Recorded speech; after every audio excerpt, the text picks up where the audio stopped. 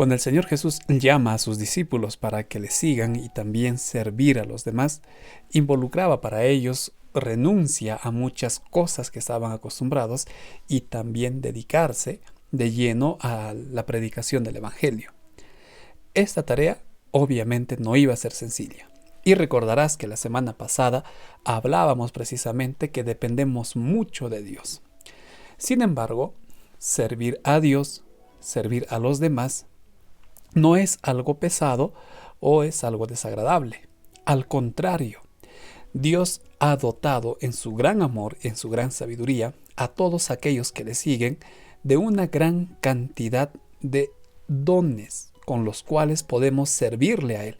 Y esos dones, esos regalos que Dios otorga a sus hijos, tienen mucho que ver con las cosas que a nosotros nos gustan.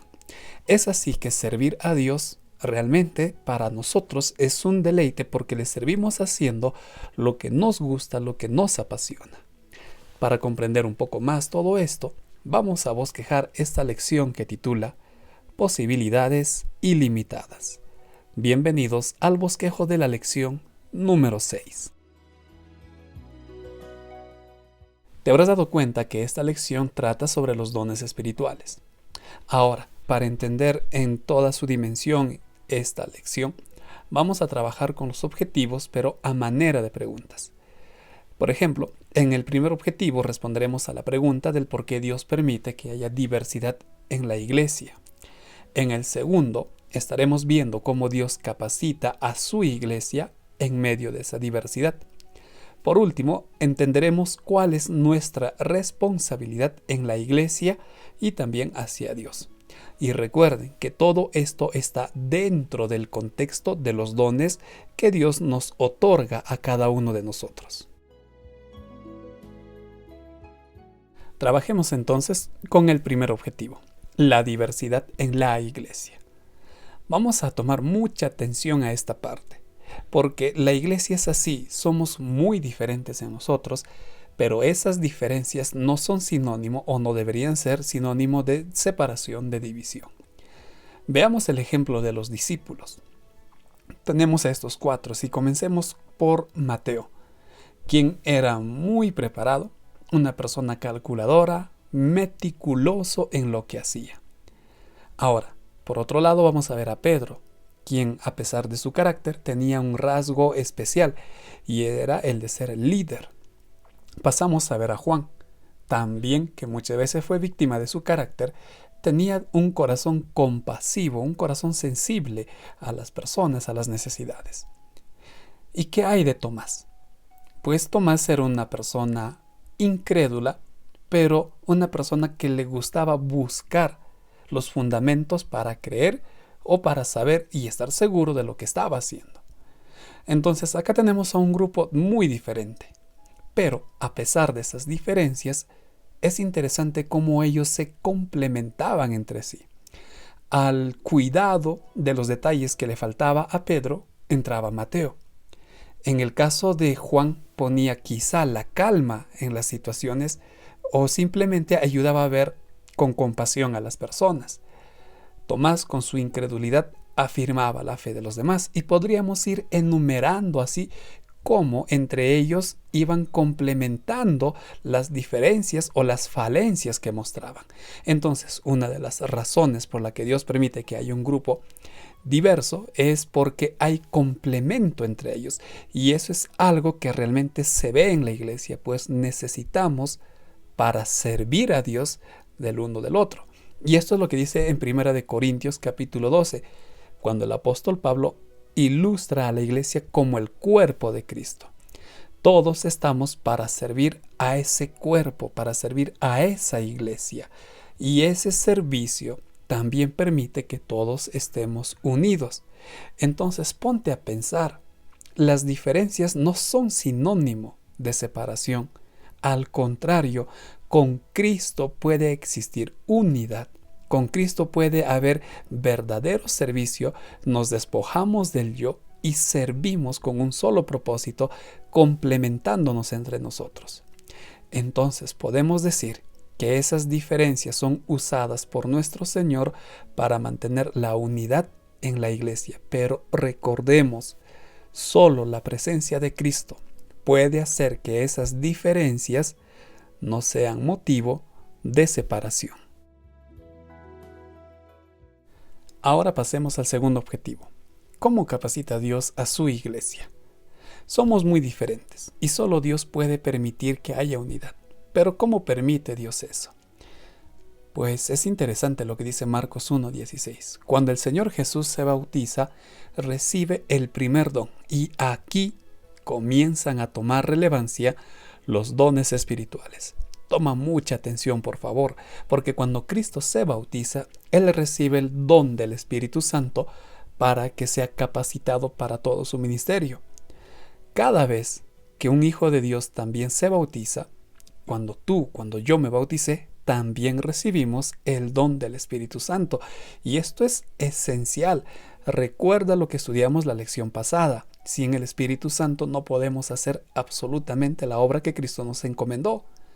Cuando el Espíritu Santo llega a nuestra vida, en primer lugar, de acuerdo a lo que dice 1 Corintios 12:17 y Efesios 4, del 11 al 6, debemos recordar que ese don es para el beneficio de la iglesia, es decir, el Espíritu Santo trabajará en beneficio de la iglesia y para la edificación, es decir, para que la iglesia cada vez sea un cuerpo más sólido, más estructurado, que siga creciendo. Esa es la razón principal de la presencia del Espíritu Santo. Por otro lado, no solo es el don del Espíritu Santo que vamos a recibir, que ya es mucho. Dios también se complace en darnos dones, darnos talentos que vamos a ir desarrollando. Esto lo vamos a ver en el tercer objetivo. Antes de recibir esos dones, es necesario entender lo que dice Marcos 13 y 1 Corintios 12. Nosotros debemos estar con la disposición de servir a los demás, de servir a nuestro Señor. Solo con esa disposición recibiremos esos dones. Y hay 3 grupos de dones que vamos a ver. Los primeros son aquellos dones naturales con los cuales nosotros hemos nacido, nuestros talentos. El segundo grupo tiene que ver con los dones espirituales que recibimos después de ser bautizados y después de estar dispuestos a servir. Pueden ser los mismos talentos que hemos tenido, pero santificados. O también el Señor puede añadir otros dones. Eso dependerá de Él. Y los últimos dones tienen que ver con aquellas personas que ayudan a la iglesia a desarrollar sus talentos, a desarrollar sus dones. Y aquí entran los líderes, los pastores, los maestros, es decir, aquellos que dirigen la iglesia. Entonces, ¿cómo capacita Dios a su iglesia? En primer lugar, dándonos el maravilloso don del Espíritu Santo y en segundo lugar, con los dones que vamos a recibir de Él. Pero les vuelvo a recordar, estos dones solo vamos a recibirlos si nosotros estamos dispuestos a entregarnos al servicio a nuestro Señor. Pasemos al último objetivo, nuestra responsabilidad en la iglesia. Vamos a ver aquí 2 puntos. En primer lugar, es nuestra responsabilidad descubrir los talentos que tenemos. Algunas de las preguntas que hicieron fue, ¿cómo sé cuáles son mis talentos? ¿Cómo yo los puedo saber? Bueno, de eso trata esta primera parte. Recuerda que es Dios, es lo que nos dice 1 Corintios 1 y 2 Corintios 1, es Dios quien concede esos talentos. Esto es algo repetitivo, pero es importante entender que todo lo que tenemos viene de Dios. En realidad no existe nada de nosotros, todo es un regalo de Dios. Ahora, para que yo pueda conocer realmente mis talentos, Lucas 11, Santiago 1 y Mateo 7 nos dicen, suplícale a Dios, pídele a Dios y Él nos revelará cuáles son nuestros talentos. Podríamos hablar un poco más de esto, pero te recuerdo que vamos a estar transmitiendo el día de mañana con más detalle todos estos temas, así es que mantente atento. Pero si tú quieres descubrir tus talentos, recuerda, el primer paso es suplicar a Dios, rogar a Dios para que Él te revele cuáles son esos dones. Ahora, una vez que tú has suplicado a Dios, vuelvo a recordar que es importante aceptar que esos dones son para el servicio. Palabra de vida de Gran Maestro lo dice. Con esos dones tenemos que estar dispuestos a servir a la iglesia y también al mundo. En otras palabras, mostrar el mensaje de salvación al mundo. Y yo solo te hago recordar las noticias de esta semana para que tú veas cuánta necesidad hay en el mundo de tu servicio. Entonces, ¿cómo yo puedo descubrir mis talentos? Pues hay que pedirle en oración a Dios. Ahora, una vez que hemos descubierto nuestros talentos, viene la otra parte y es el desarrollo de los talentos. Y aquí se aplica la parábola de los talentos de Mateo 25. Todos hemos recibido talentos y de eso no dudes. Tú tienes un talento o más, Dios te los ha concedido. Vamos a poner estos ejemplos acá. Es posible que tú seas un líder o de repente sientas empatía, para ti es fácil empatizar con las personas. O quizá tu don es el enseñar o de repente tienes estos dones. Algunos tendrán el don de las relaciones, es decir, para ellos es fácil hacer amigos, entrar en contactos. Y hay muchos otros dones. Si tú tienes estos u otros talentos, es tu obligación desarrollarlos. Ya Dios te regaló. ¿Y cómo los desarrollo? Pues haciéndolos trabajar. La iglesia tiene por lo menos 3 áreas o 3 formas como tú puedes ir desarrollando tu talento. Vamos a imaginar que tu talento es el estudio, la enseñanza. ¿Ok? Entonces vamos aquí. Tu talento es el estudio y tú estás estudiando tu lección. Tú eres una persona que se consagra a esto. Luego del desarrollo de tu talento de manera personal, la iglesia tiene ministerios. En los ministerios tú vas a poder desarrollar ese talento. Y si hablamos del estudio, si hablamos de la enseñanza, pues un buen ministerio es la escuela sabática. Entonces, en la escuela sabática tú vas a poder desarrollar ese talento que Dios te dio. Ahora, en la iglesia te habrás dado cuenta que hay muchos ministerios donde tú puedes desarrollar esos talentos. Y por último, tenemos la actividad, es decir, el momento clave en el cual tú vas a desarrollar ese talento. ¿Y cuál será la actividad? Las clases de escuela sabática, que ahora lo estamos haciendo a través de internet. Por eso, haciendo un pequeño paréntesis aquí, vuelvo a reforzar la idea de no hacer escuela sabática en grupo.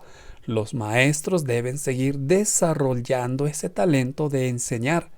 Entonces, de estas 3 formas o con estos 3 canales, tú puedes desarrollar el talento o los talentos que Dios te ha dado. Ahora, ya sabes qué es lo que debes hacer. Pues, ¿cuál es tu decisión? Bosquejada nuestra lección, desarrollado el contenido, vamos a aplicar todo esto con las preguntas que vienen a continuación. ¿De qué manera las diferencias en tu familia o iglesia les hace que se complementen? ¿Por qué es necesario tener la disposición del servicio para que Dios nos capacite? Y por último, ¿de qué manera pertenecer a un ministerio te ayudó a desarrollar tus talentos? Finalmente, te invito a tomar esta decisión. Dentro de unos meses se nombrarán las nuevas directivas de la iglesia. Pídele a Dios en oración que te permita servir en un ministerio de acuerdo a los dones y talentos que Él te ha dado. Y te darás cuenta las grandes bendiciones que vas a recibir y que recibirán muchas personas a través de ti. Por último, te animo a que sigas estudiando la siguiente lección que titula Compartir la palabra de Dios.